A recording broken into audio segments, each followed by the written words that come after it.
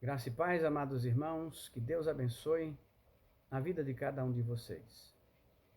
Queridos, eu fico imaginando como nós receberíamos um homem de Deus que vai à nossa casa levar uma notícia da nossa morte. Olha, Deus mandou lhe avisar e você vai morrer. Como nós receberíamos essa pessoa? O que nós falaríamos para essa pessoa? Deus não tem algo melhor para dizer para mim? Notícia de morte?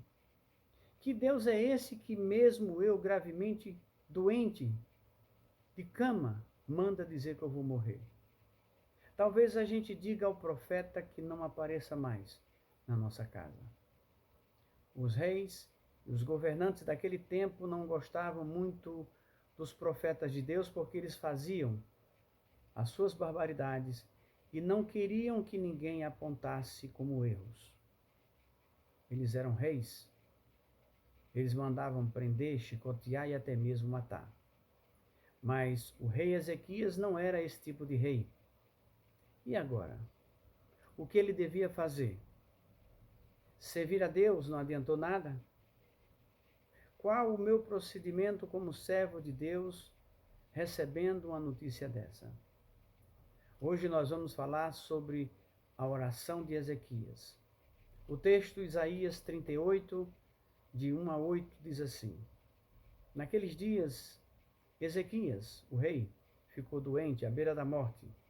O profeta Isaías, filho de Amós, foi visitá-lo e lhe disse: Assim diz o Senhor, ponha a casa em ordem, porque você vai morrer. Você não se recuperará. Ezequias virou o rosto para a parede e orou ao Senhor, dizendo: Lembra-te, Senhor, de como tenho te servido com fidelidade e com devoção sincera, e tenho feito o que tu aprovas. E Ezequias, o rei, chorou amargamente. Então a palavra do Senhor veio a Isaías, dizendo: Vá dizer a Ezequias: Assim diz o Senhor, o Deus do seu antepassado Davi: Ouvi a sua oração e vi as suas lágrimas. Acrescentarei 15 anos à sua vida, e eu livrarei você e esta cidade das mãos do rei da Assíria. Eu defenderei essa cidade. Este é o sinal de que o Senhor fará o que prometeu. Farei a sombra do sol retroceder os 10 degraus que ela já cobriu na escadaria de Acás, e a luz do sol retrocedeu os 10 degraus que tinha avançado. Receber uma notícia de morte de Deus não é brincadeira. Deus pode todas as coisas. Ele disse que eu ajeitasse a minha casa porque eu iria morrer. Ezequias já estava doente e o profeta de Deus só veio, como a gente chama, como a gente diz, só veio fechar o caixão. Daí tu não se levanta. Assim diz o Senhor: põe a tua casa em ordem, porque você vai morrer, não vai se recuperar. Quantas pessoas recebem notícias parecidas com essa dos médicos e desabam? Quando a gente recebe um parecer desse de um doutor, desiste, afunda, desmorona, se dá como perdido. A situação de Ezequias era a seguinte: doente, com uma sentença de morte de Deus, sem filhos ou herdeiros e com exércitos inimigos querendo invadir a cidade. Tem gente que diz assim: eu estou com um problema bem sério. O pneu do meu carro está esvaziando direto. Está um problema. Minha esposa ou meu esposo quer se separar. Estou endividado. Ou meu filho ou minha filha não quer se converter ao Senhor. Não sei mais o que fazer. Sim, queridos, são problemas. Problemas que tiram a nossa paz, que tiram o nosso sono. Eu não estou tentando desmerecer o problema da nossa vida, mas me parece que Ezequias tem problemas maiores. Tem gente que diante dos problemas se desespera e abandona a casa de Deus, abandona o Senhor. Tem gente que abandona o Senhor mesmo vindo à casa dele em todos os cultos. Olha espantado para os milagres dos outros. Ouve cabisbaixo o testemunho dos irmãos. Deixa de acreditar. Deixa de ter fé. O que Ezequias fez? Virou o rosto para a parede e orou ao Senhor. Por que Ezequias virou o rosto para a parede? O que significa esse gesto? Virou o rosto para a parede e orou ao Senhor. É um procedimento na oração que o rei deixa bem claro, que não esperava mais nada dos homens, mas somente de Deus. Virar-se para a parede significa deixar de buscar os homens para buscar somente a Deus. Esquecer o mundo lá fora e encontrar-se com Deus. Deixar de ouvir o mundo e ouvir somente a Deus. Isolar-se para conversar com Deus. Lutar com os problemas ou lutar contra os problemas com a ajuda de Deus. Mesmo sendo servo de Deus, nós vamos ter problemas? Claro. Vamos ter dificuldades? Com certeza. Noé, Elias, Paulo, Jesus, todos eles tiveram dificuldades. Lutaram, oraram e venceram.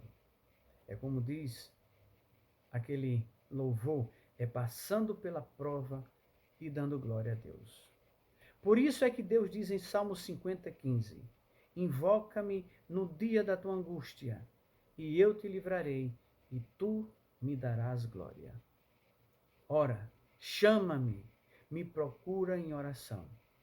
Uma arma poderosa de Deus entregue para todos nós. E foi exatamente o que Ezequias fez. Virou o rosto para a parede e orou ao Senhor. Confiança apenas em quem deve ser. Vou apelar apenas para quem pode fazer todas as coisas. Não tem feiticeiro, não tem adivinho, ervas milagrosas ou outra coisa. Se foi Deus quem disse, somente Deus pode reverter. Se foi Deus quem fez, somente Deus pode refazer. E Ezequias disse uma frase que nós precisamos ter na nossa vida e no nosso coração para repetir para Deus. Lembra-te, Senhor, de como tenho te servido com fidelidade e com devoção sincera, e tenho feito o que tu aprovas. E Ezequias chorou amargamente.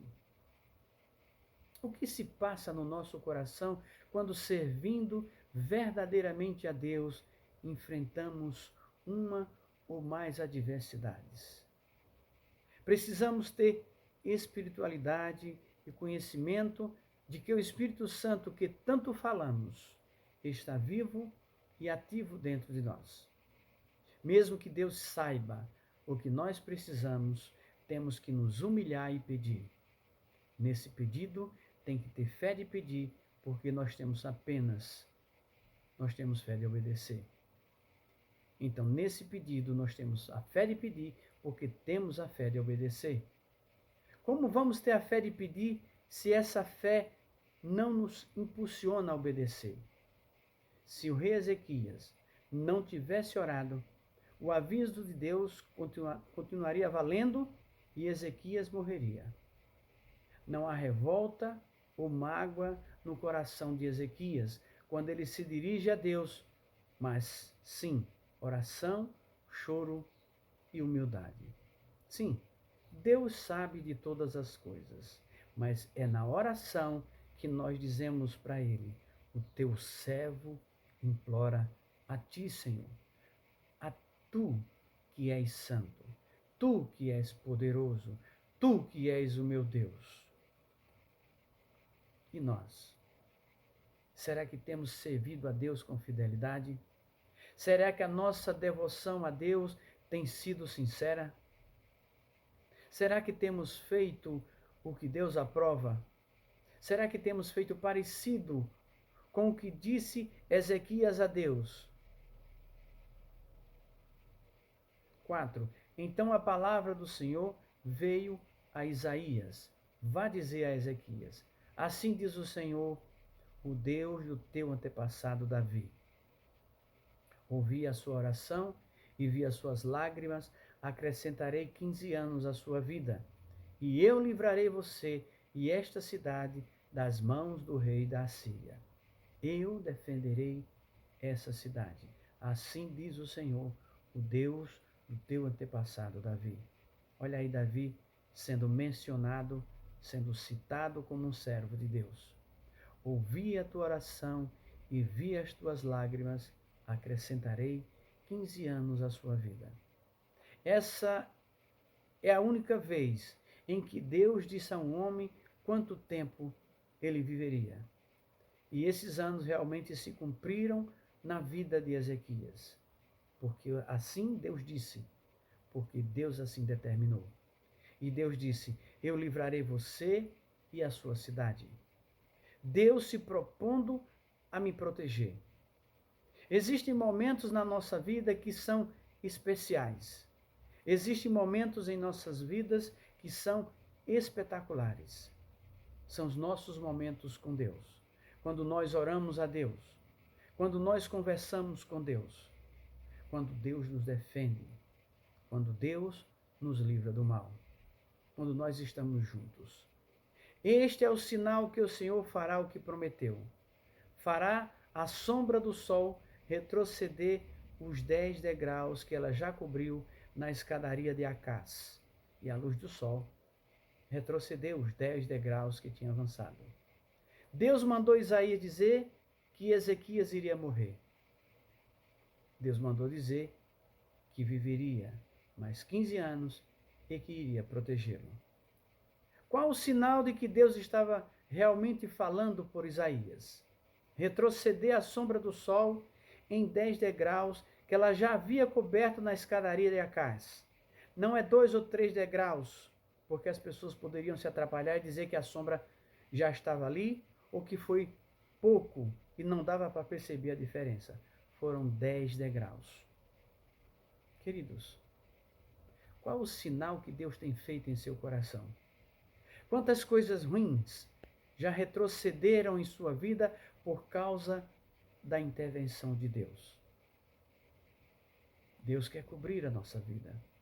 Precisamos dar glórias a Deus com alegria e fervor.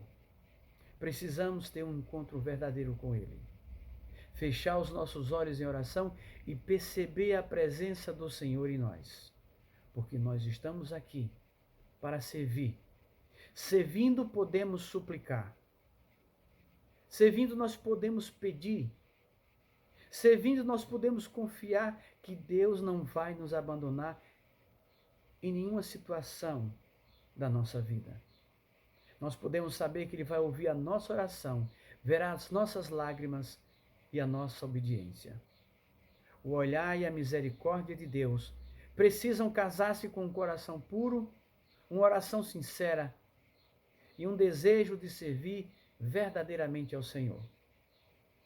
Deus faz abrir o mar. Deus acalma a tempestade. Faz retroceder o sol. Deus venceu a morte. As promessas de Deus nunca deixaram de estar presentes em nossas vidas. Não devemos esperar pelos homens de Deus, porque os homens e as mulheres de Deus devem ser nós.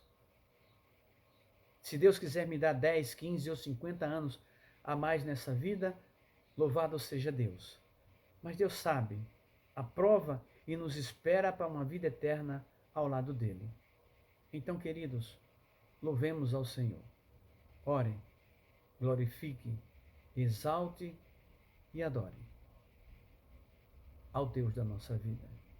Que Deus nos abençoe. Amém.